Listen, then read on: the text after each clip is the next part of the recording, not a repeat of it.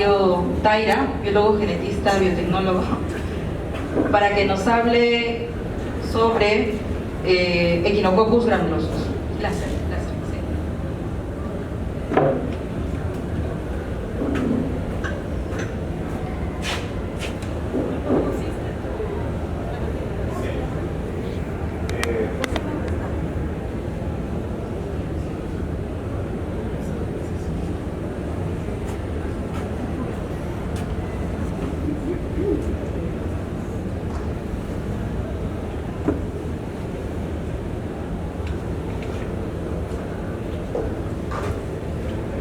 Muy buenas tardes a todos los docentes presentes, investigadores, alumnos y público en general.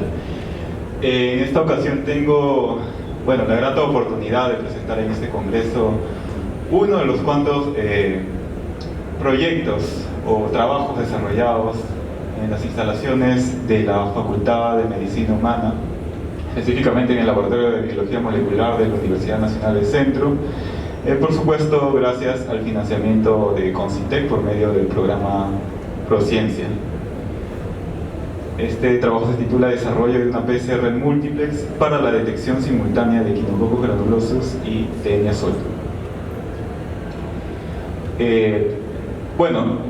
El principal problema es que existe en el Perú diversas enfermedades zoonóticas desatendidas, de las cuales la hidratidosis causada por Echinococcus granulosus y la cisticercosis producida por Taenia solium son principalmente de alta incidencia en la región del centro y sur del país. De hecho, más de 5.000 casos se han reportado en el 2018 por MINSA y se ha estimado en el 2010 más de 31.000 casos en el Perú. De hecho, acá quisiera resaltar que esta es la información actual más actual que tenemos con respecto a la epidemiología de esta enfermedad, y no hay muchas investigaciones. De hecho, solo contamos con el genoma de referencia de Echinococcus granulosus, más no de Taenia solium, que solamente lo contamos hasta scaffold. Estas enfermedades causan altos costos de tratamiento y también disminución de la calidad de vida en pacientes. De hecho, puede permanecer por muchos años latente de manera sintomática, ¿no? Hasta que finalmente los quistes son tan grandes como podemos observar acá, quistes hidratídicos pulmonares de Echinococcus granulosus y hepáticos. En el humano se presenta en forma de quiste, ya que su último hospedero en realidad son los perros. En cambio, para Taenia solium se puede presentar tanto en forma de quistes en el cerebro como neurocisticercosis o en músculos como cisticercosis muscular, pero también es el último hospedero, por lo que se podría presentar también como gusano. Pero en realidad el objetivo principal de este trabajo es poder desarrollar un método de diagnóstico que sea más específico, más sensible que los métodos tradicionales, ¿no? Y estos métodos suelen ser los moleculares, por lo que nuestro objetivo fue amplificar de manera específica los genes mitocondriales NAT5 de Echinococcus granulosus y COX-1 de T. solium por medio de una PCR múltiplex. Para ellos necesitamos diseñar nuevos cebadores desde el inicio, ya que si nosotros tomamos cebadores previamente diseñados, los productos quizás son muy grandes, o al momento de mezclarlos entre ellos para una PCR múltiple, pues generan productos inespecíficos. El paso inicial pues fue la selección de secuencias, el gen COX-1 para Echinococcus granulosus y NAT5 en la base de datos GenBank. Luego la selección de primers candidatos en el programa Primer 3+. Luego el análisis de estructura secundaria de estos primers, el Oligo Analyzer, y finalmente se evaluó la especificidad in silico en Primer Plus con toda la familia, que estos dos organismos pertenecen a la misma familia Tenidae, y obviamente también con el ser humano, porque la finalidad es detectar estas regiones de ADN en el humano. La amplificación de los genes, pues también esto se tiene que evaluar en experimentos reales, Se comenzó con un aislamiento del genoma de Taenia solium y Echinococcus granulosus por el método de fenol, cloroformo y alcohol isoamílico. Es un método orgánico de separación sin ningún kit. Luego se realizó una PCR simplex para cada uno de los genes y un PCR múltiplex. Después una electroforesis y una tinción del gel. Y finalmente se realizó una serie de diluciones para poder evaluar o determinar el límite de detección de ambos primers. Y estos son los resultados. Para la amplificación del gen COX-2 nosotros contamos con dos distintos pares de primers, TSOL-1 y TSOL-2, en el que respectivamente nos produjo un amplicón de 308 y 306 pares de bases, con dos temperaturas distintas de hibridación o annealing, a 60 y 58. Recuerden que en este gel solamente se usó ADN total de T-solio. Para el segundo gel, se realizó una amplificación específica con dos primers distintos, EGRANAT51 y EGRANAT59, respectivamente con un amplicón de 215 pares de bases y 272 pares de bases. Esto se probó con tres temperaturas distintas de hibridación, 58, 60 y 62, y en las tres se llegó a amplificar sin ningún problema. Ya para el tercer gel se realizó una amplificación por PCR múltiplex. Esto quiere decir que se mezcló el ADN de Echinococcus granulosus y T-solio. Y también en los primeros carriles se mezclaron el par de primer T-sol-1 porque, si pueden observar, si bien tan solo son dos pares de bases de diferencia, pues este nos va a permitir una mejor separación con respecto a los otros productos. Entonces solamente consideramos este par de primers para Taenia solium. En el primer caso se mezclaron el primer T-sol-1 y Echinococcus granulosus NAT51 y logramos amplificar dos productos específicos de 308 y 215 de manera específica.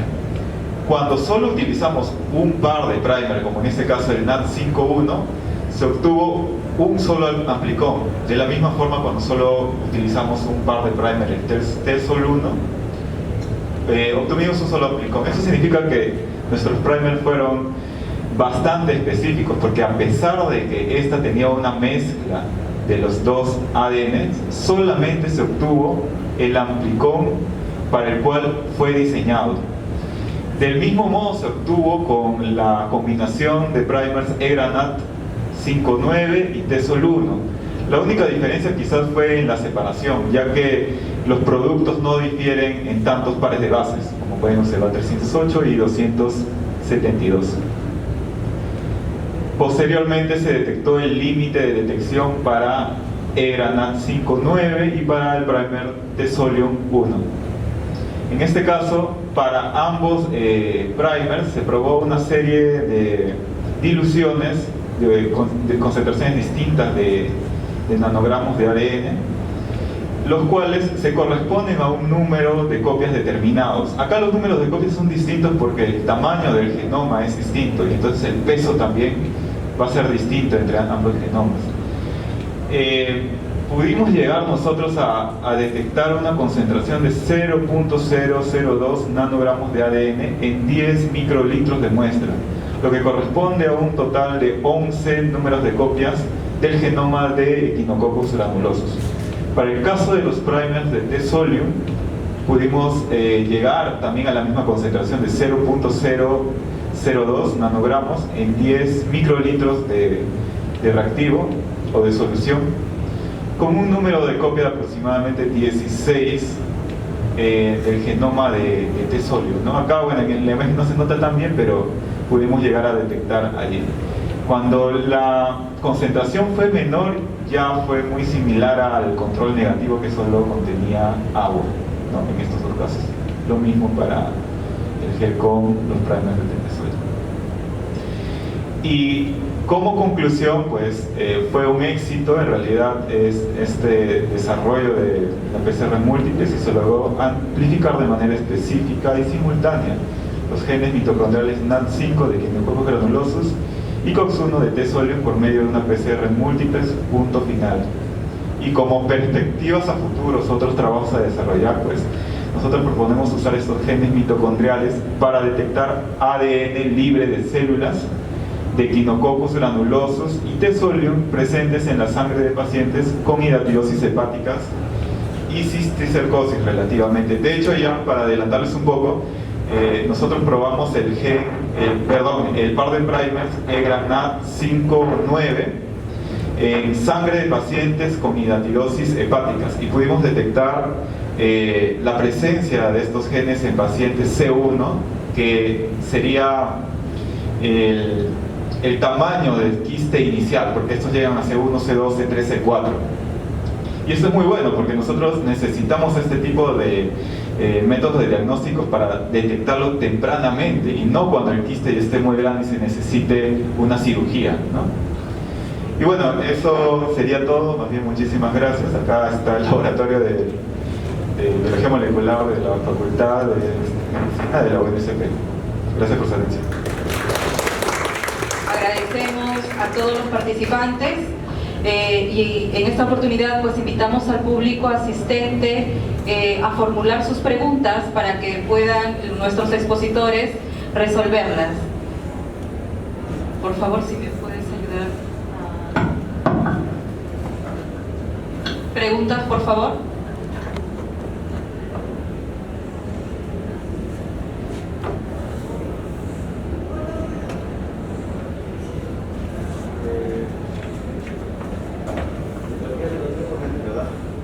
Cualquiera de los tres.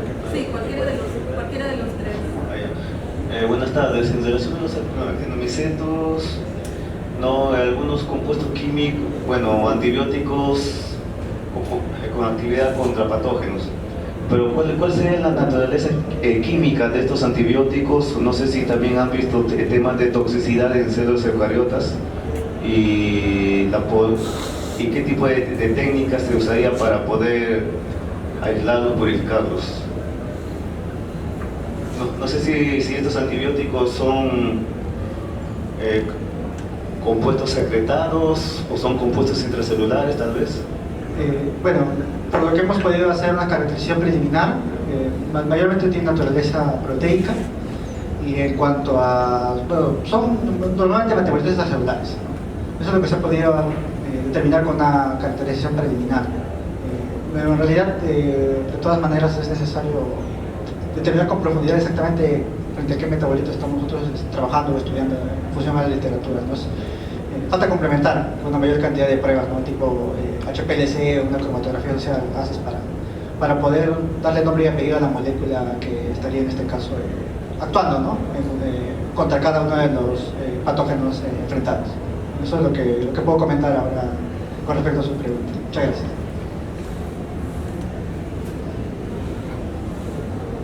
Pregunta que tenga el público.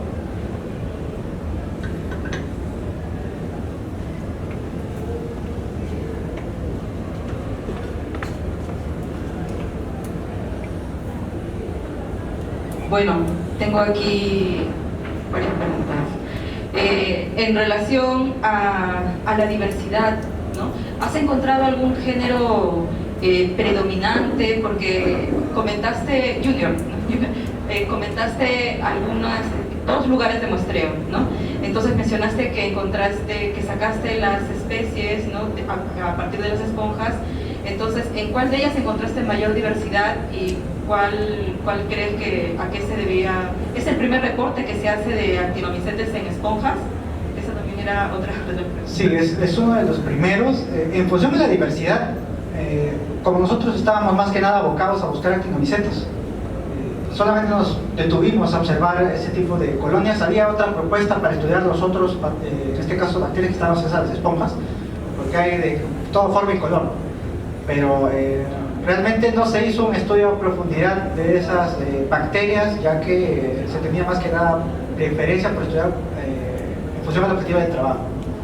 Ahora, en función a los géneros, casi todos apuntaban a ser del género Streptomyces, ¿no? No se encontró algún otro género particular del grupo de las bacterias, ya que a pesar de que es un grupo muy diverso, Llamaba mucho la atención de que estas eran las que eran posiblemente más fácilmente recuperadas en los medios empleados, ¿no?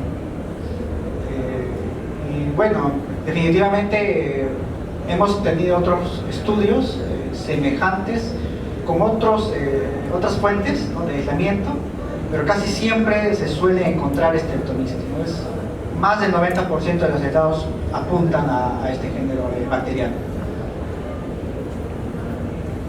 Ok, muchas gracias. Bueno, ¿es el primer reporte que se hace de microorganismos aislados en esponjas o ya anteriormente Aquí, lo han descrito? no, aquí en el Perú es uno de los pioneros. Obviamente en el extranjero, sobre todo en Chile, ya han estudiado gran parte de su fauna marina y ya se tienen algunos candidatos a producirlo de manera biotecnológica. Ah, ok. Sí, bueno, como sé que también eres estudiante del doctorado, ¿no? De repente manejas muy bien las técnicas genómicas, ¿no? De repente podrías complementar a lo mejor tus estudios. Ya, ¿no? tenemos una propuesta para realizar un secuenciamiento de genoma completo de streptomyces, porque definitivamente eso es lo que falta. No tenemos ningún borrador a nivel nacional en ese sentido, entonces sería muy interesante poder tener todo el panorama genómico y definitivamente caracterizar todas las moléculas bioactivas y todos los genes y enzimas que están participando en la producción de la vida. Sí, porque, bueno, si bien es cierto, tenemos este grupo de ecología microbiana que es, desde que yo era estudiante, bueno, sé que trabajaba con streptomyces, ¿no? Pero creo que sería interesante dar el siguiente paso, ¿no? De acorde a las técnicas actuales, ¿no? Y sería un buen punto de laboratorio, ¿no? Y más generando científicos, investigadores, tú que eres del Instituto Nacional de Salud y podrías apoyar también en ese sentido, ¿no? Muchas gracias. ¿Alguna pregunta en relación al tema de streptomyces asociados a esponjas intermareales y su actividad antimicrobiana frente a uropatógenos drogoresistentes? ¿Alguna otra pregunta? Muy bien. En relación al segundo tema, ¿no? El magíster Bernabé nos estaba comentando, ¿no?, de la importancia que es poder detectar el cadmio, ¿no?, en el cacao. Entonces me gustaría que nos indiques la concentración de cadmio en el suelo. O sea, no hay ningún valor teórico que se dé y cuánto más o menos luego llega a migrar teóricamente, ¿no? Podría migrar en el producto, ¿no?, que sería el grano, ¿no? Porque, bueno, somos el principal, creo que exportador ahora, ¿no?, de cacao, el segundo, ¿no?, de cacao en el mundo, ¿no? Y quien no come chocolates en Europa, pues es el ¿no? Bien, con respecto al parámetro referencial que nosotros tomamos, siempre tomamos los estándares de calidad ambiental, los EC. Para suelos de uso agrícola es 1.4 partes por millón, ¿no? Y lo malo que es que el cultivo de cacao es altamente afín, tiene una capacidad de absorción, está reportado, así haya poquito, por así decirlo, para poder